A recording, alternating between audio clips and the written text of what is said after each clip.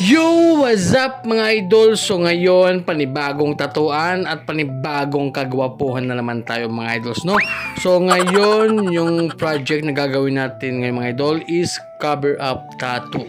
So syempre, request to ng ating client na si Boss Idol CJ Cruz, no? Syempre, kapitbahay lang namin to mga idol.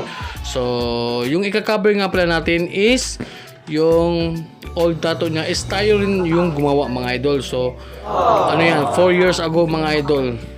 So yun nga, medyo request ng ating client na pakabiran. So wala tayong magagawa dyan. So respect sa akin kasi ako rin yung gumawa ng portrait na yan mga idol. So may mga bagay talaga na hindi maiiwasan, kaya yun, decision ng ating client, so gagawin natin.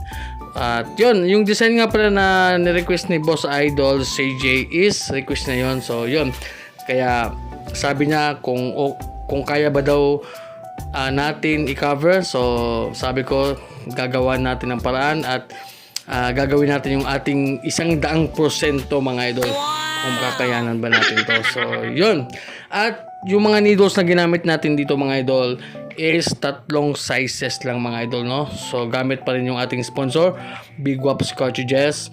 So yung ginamit nating needles ay 5RL, 9RM at saka 15RM. So yan lang yung ating mga needles na ginamit dito, no?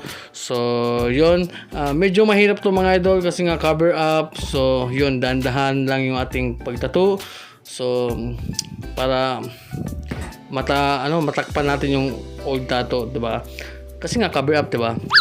So yun, nag-highlights na tayo diyan. So gamit yung ating needles na 5RL. So napakatalim pa rin mga idol, napakagandang needle. So yun, kaya sa gustong mag-order niyan, so nandiyan na sa comment section. So yan, natapos na pala tayo. So after ng 7 hours mga idol, grabe ang taas ng oras namin dito. So 7 oras na tatuan. Napakalakas ng pain tolerance ni dito, ni Idol CJ Cruz. So yan yung aming final result. So ano to mga idol, medyo may warriors tapos may leon, no? Yun, talaga namang nakabilan natin siya. Kung titingnan niyo, talagang parang walang old tattoo talaga. Diba? Napaka-stage. At sulit din yung sakit na ni Idol, no? Na feel, diba? So, yun, syempre salamat sa ating idol at syempre sa inyo kung umabot kayo hanggang dito. So, yun lang mga idol. God bless.